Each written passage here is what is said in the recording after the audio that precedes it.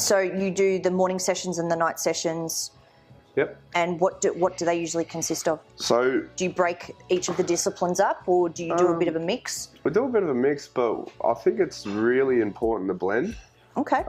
There's no point of being really good at wrestling and really good at boxing and really good at kicking if you can't do it all at once. All at once, yeah. And that's what separates the best guys in the world from guys that are really good. Yeah. You know, just look at like Demetrius Johnson, how he'll be throwing a punch and then throwing a takedown at the same time. You don't know where it's coming from. It's amazing to watch him, yeah. And it's having that ability to have, I guess, that fight IQ as well, to be able to read it and understand it and be able to put all those different disciplines and skills together to make it look perfect. It is. It's very hard to do, and that's what I struggled with. I could always kick, I could always punch, I could always grapple, but one of my biggest learning curves in training was how do I blend it all together, and that's where Sam come into play. Yeah, okay. Sam, because Sam, people don't know, Sam's had 10 MMA fights on top of his I didn't know that. 150 striking matches. You know? Yeah, fantastic. So he fought Lyoto Machida. Wow. Jeez, okay. Yep. Split decision loss. That's a good resume. Split decision loss, but he was fighting on Lyoto Machida's promotion. Fantastic. 551. Yeah, no, that's not good. Yeah, I don't know how you bash someone for 3 rounds and then lose it. And still lose it, yeah, true, very true. Are there any fighters that you tend to follow or look to or look up to? Yeah, there's more than I can really name. To be honest, I like the sport. We don't want to play favourites here. I don't want to play favourites because I will forget someone. But yeah, like I got the guys I train with. Like in one day we can have guys that like Dan Kelly, Cal Potter. I want to keep naming them, but there's a long list. Yeah, those are the parents in the group. I reckon they're the guys that everyone sort of looks up to. Yeah, I do love that when people walk into Dan's gym, a lot of them say, "Hey, Dad," as they walk past. I love that. That's great. Dan and Cal, they're the guys that everyone, they've probably got the most experience in the room, and everyone sort of just looks to them when it's time to warm up or do drills. Yep. Everyone just sort of looks to them. Yeah, and they lead the pack. Yeah. Yeah. So how do you manage, I guess, with the amount of training that you do, how do you manage that, I guess, that life, social life type balance with your training to be able to have that headspace to, you know, not be training, not be the fighter, but to be Jim? So I'm pretty lucky because I'm pretty boring in a way. I don't like to go out and freaking do anything like that. I'm just happy if I get to catch up with one mate a week or I'll see my family one day a week. That sort of gets me through to the next time. And you know, I like hanging out with my dog more than most people. So I normally just take my dog for a walk or take him for a drive, and that sort of gets me through. And then after the fight, I get to catch up with everyone, and it's sort of because you got that downtime. Yeah, it sort of throws me out a bit because I'm like, oh shit, I've missed so much, but it's all worth it.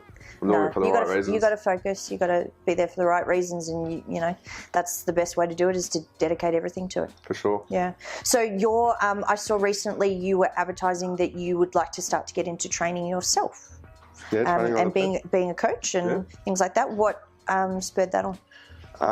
So basically, I was just overworking, and I love teaching. It's what was my second favorite thing to do outside of fighting. When you take someone through a session, they get off the mat, they're smiling and they just feel like they've learned something. Or they're rolling on the floor in the fetal position because they're so tired. I love torturing people too, but I'm sick. But no, it's really it just makes you feel good. Yeah. And I think I'm pretty good at teaching. All my students seem to pick it up pretty quickly, so I don't know if it's just them or me. Yeah. I'll take the credit. I can take the credit, yep. But, so do you want to do more classes or more one-on-ones? One-on-ones. I don't have time for classes. Yeah, fair enough. One-on-ones are easy because I can sort of schedule them. Yeah. But I was working as a forky. I was full-time up until about months ago. I don't know how many months on it. But I was full-time and training twice a day. Ooh. And then I dropped down to part-time or casual, and I was doing 2 days a week. Yeah. And I was just using my weekends, and I thought I was recovering, but I was just getting drained because I was up at 3 o'clock. Yeah. I'd go to the cold store, sit in the cold for 10 hours and then go to training afterwards. Yuck. And I just thought, well, I've had enough. I've got to get out of this. It's not good on the body. Yeah, so I went, you know what? Yeah. I've risked plenty before and it's paid off, so why not just throw this in and start taking people on. Yeah, yeah. I guess it's good for you as well, because as soon as you're not working, you know, you can earn a little bit extra money, have that freedom. Enough to pay the bills. Yeah, enough to pay the bills, put food in my mouth. Yeah. Mind you, you've got some pretty good food here. I had a look at the menu as we walked in. It was amazing. And I got my other sponsors, Muscle Meals Direct. So yes, I'm pretty good. Do great food. It's so if you can feed yourself, you're pretty much sweet. You don't need much more than that. Yeah, awesome. In my opinion, I don't need all the fancy stuff. Yeah. Yeah. Like it, but we don't need it. Yeah, I don't need it. I don't need $50,000 watches. Are you sure? Are you sure? I'm Come sure. on, we could go buy Even if I had the money, if I had $50,000, I wouldn't buy a watch. I tell you that. I don't think I would either. No, it just looks all gaudy and yeah. Yes.